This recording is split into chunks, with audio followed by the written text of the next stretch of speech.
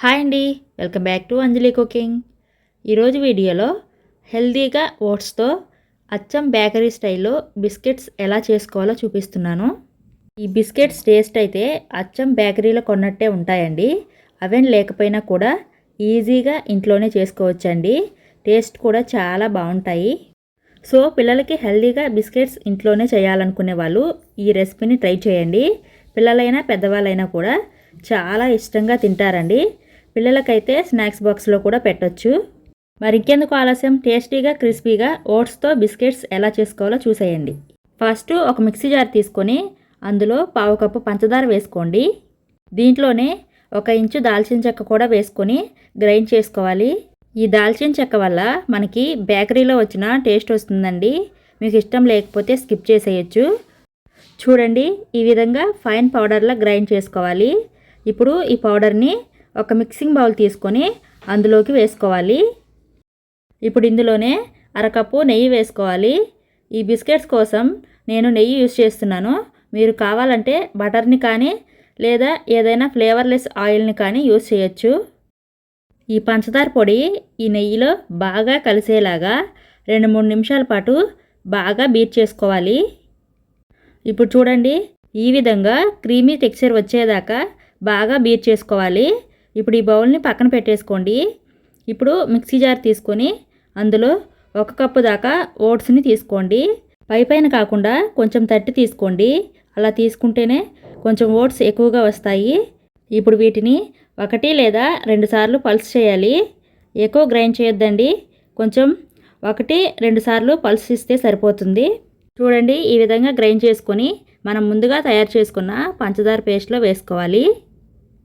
ఇప్పుడు ఒకసారి బాగా కలిపేసి ఇందులోనే 1/2 టీ స్పూన్ బేకింగ్ సోడా వేసుకోవాలి. అలాగే చిటికెడంత ఉప్పు కూడా వేసుకోండి. మీరు సాల్టెడ్ బటర్ యూజ్ చేస్తున్నట్లయితే సాల్ట్ వేసుకోకండి. ఇప్పుడు ఒక మిక్సీ జార్లో 1/2 కప్పు జీడిపప్పు, బాదం 2 కలిపి 1/2 కప్పు తీసుకొని కొంచెం కోర్స్గా గ్రైండ్ చేసుకొని వేసుకోవాలి. నా దగ్గర పంప్కిన్ సీడ్స్ ఉంటే వేసాను. మీరు జీడిపప్పు, బాదం వేసుకుంటే సరిపోతుందండి.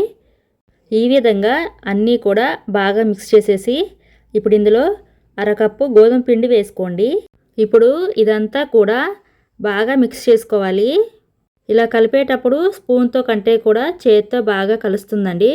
సో అందుకని నేను చేత్తో కలిపేస్తున్నాను. మీకు ఇంకా సాఫ్ట్గా అనిపిస్తే మరి కొంచెం గోధుమ పిండి వేసుకొని కలుపుకోవచ్చు. నాకైతే కరెక్ట్గా సరిపోయిందండి. ఈ విధంగా సాఫ్ట్గా ఉండేలాగా కలుపుకోవాలి. ఇప్పుడు ఒక ప్లేట్ తీసుకొని నెయ్యి కానీ వెన్న కానీ ప్లేట్కు గ్రీస్ చేసుకోవాలి. ఇప్పుడు మనం తయారు చేసుకున్న పిండిలో నుంచి కొద్దిగా పిండి తీసుకుంటూ బిస్కెట్స్లా తయారు చేసుకోవాలి. ఫస్ట్ కొద్దిగా పిండి తీసుకొని రౌండ్ బాల్లా చుట్టుకొని గ్రీస్ చేసిన ప్లేట్లోకి బాల్స్ అన్నీ కూడా పెట్టుకోండి. ఈ బాల్స్ని లైట్గా ప్రెస్ చేయండి. మరీ పల్చగా కాకుండా కొద్దిగా మందంగా ఉండేలాగా ప్రెస్ చేయండి. లేదా పిండి కొద్దిగా తీసుకొని రౌండ్ షేప్ ఇచ్చి చేతిపైనే లైట్గా ప్రెస్ చేసుకొని ప్లేట్లోకి పెట్టుకోండి. మీకు ఎలా ఈజీగా ఉంటే ఆ ప్రాసెస్లో చేసుకోండి. ఈ విధంగా బిస్కెట్స్కి మధ్యలో గ్యాప్ ఉండేలా చూసుకోండి. ఇలా తయారు చేసుకొని పైన బాదం పప్పుతో గార్నిష్ చేసుకొని పక్కన ఉంచండి. ఇక్కడ నేను ముందుగానే అడుగు మందంగా ఉండే ప్యాన్ని స్టవ్ పై పెట్టి అందులో శాండ్ వేసుకొని అందులో ఒక స్టాండ్ పెట్టుకొని ప్రీ హీట్ చేసుకున్నాను.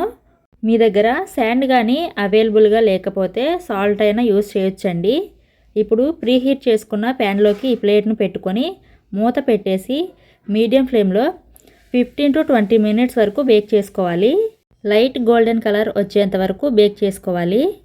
నాకైతే 20 మినిట్స్ పట్టిందండి ఈ బిస్కెట్స్ని బేక్ చేసుకోవడానికి. మీరు హైట్ తక్కువగా ఉన్న గిన్నె తీసుకున్నట్లయితే ఫ్లేమ్ను లో టు మీడియం ఫ్లేమ్లో ఉంచి బేక్ చేసుకోండి. వీటిని బయటకు తీసుకొని పూర్తిగా చల్లారనివ్వండి. వీటిని పూర్తిగా చల్లారిన తర్వాత ఈజీగా రిమూవ్ అవుతాయండి. మనం ప్లేట్ అడుగున బటర్ పేపర్ వేయలేదు కాబట్టి బిస్కెట్స్ కొద్దిగా చల్లారిన తర్వాత రిమూవ్ చేయండి. ఈజీగా రిమూవ్ అవుతాయి. సో అంతేనండి, చూసారు కదా, హెల్తీగా ఓట్స్తో బిస్కెట్స్ రెడీ అయిపోయాయి. చాలా బాగుంటాయండి. అచ్చం బేకరీ ఫ్లేవర్తో క్రిస్పీగా క్రంచీగా అవెన్ లేకపోయినా కూడా ఇంట్లోనే ఈజీగా చేసుకోవచ్చండి. టేస్ట్ అయితే చాలా బాగుంటాయి. సో ఇక లేట్ చేయకుండా మీరు కూడా తప్పకుండా ట్రై చేయండి. ఈ వీడియో నచ్చితే ఒక లైక్ చేసి మా ఛానల్ను సబ్స్క్రైబ్ చేయండి. Thank you for watching.